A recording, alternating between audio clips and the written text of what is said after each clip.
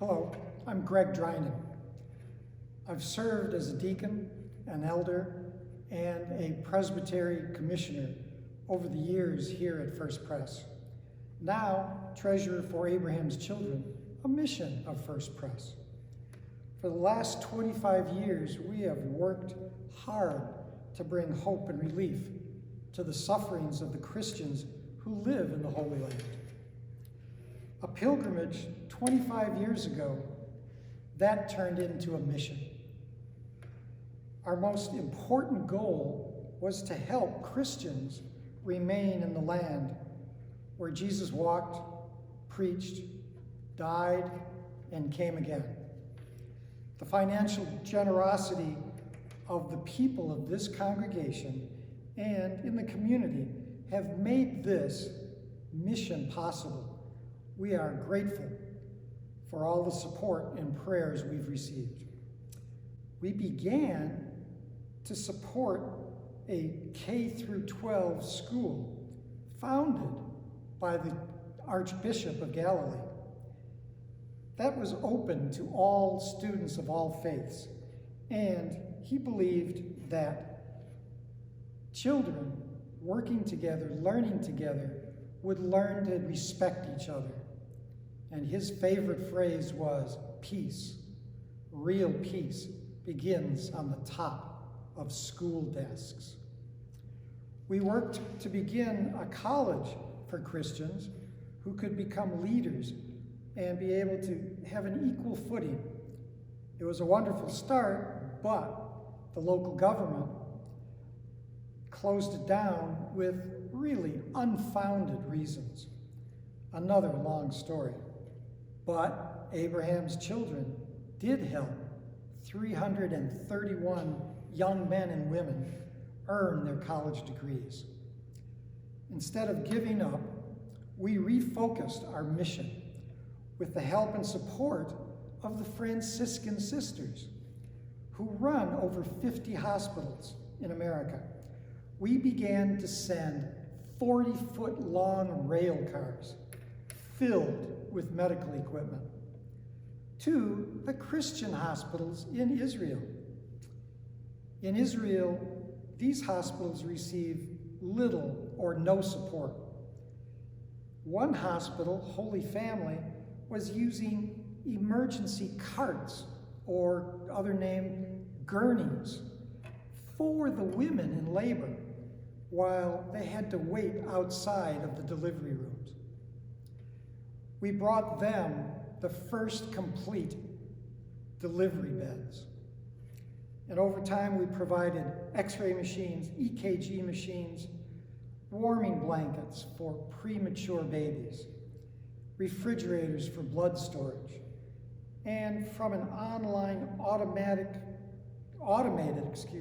supply application, the hospitals could choose what they needed from a list of equipment available from the Franciscan Sisters.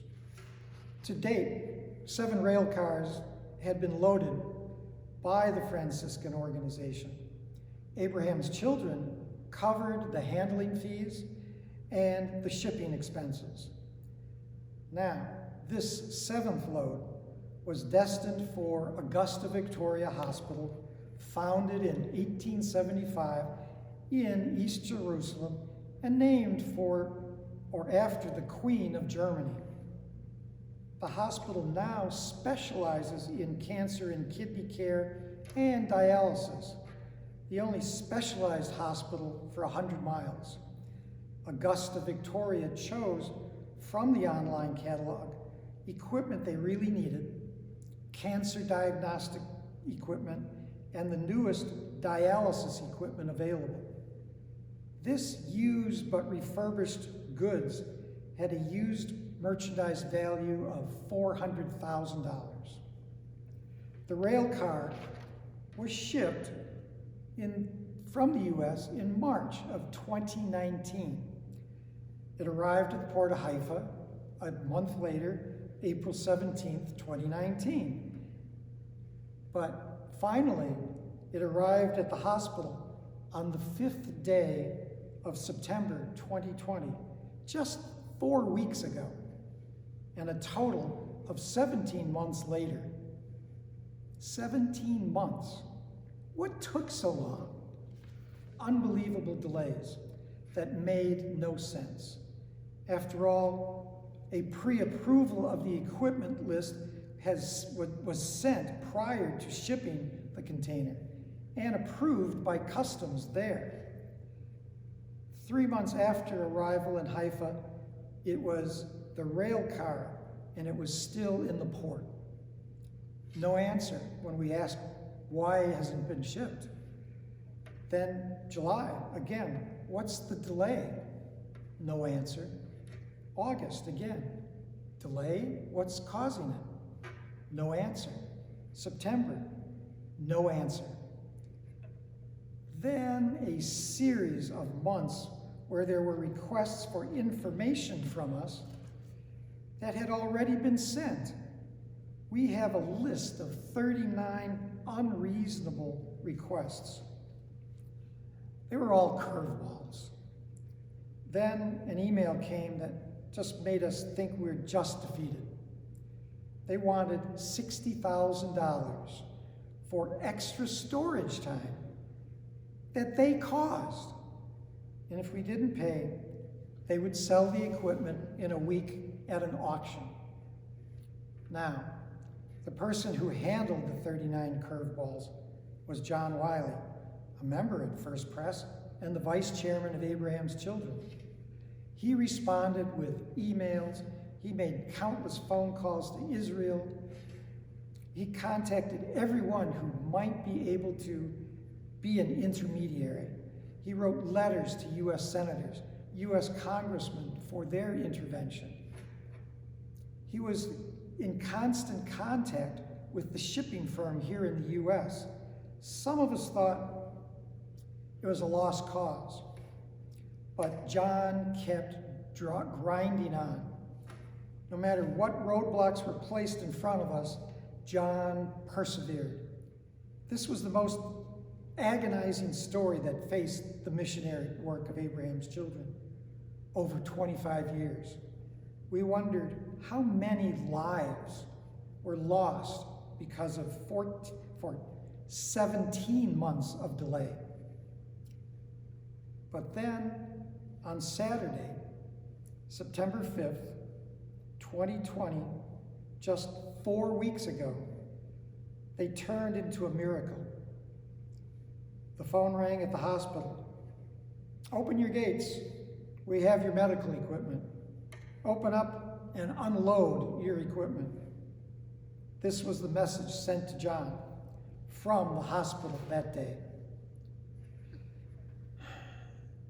The Lord had opened a way where there didn't seem to be a way, and John Wiley had done the impossible.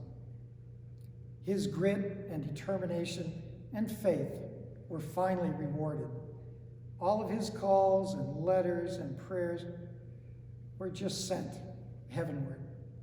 His prayers were answered. John had not given up. 17 months of agony ended. There will be many lives saved from now on because of John's determination. Now, Presbyterians don't have a tradition of sainthood, but I believe John Wiley should be considered a living saint. We thank God for his help, and God bless you, John Wiley. May you hear these words of Jesus. Well done, good and faithful servant.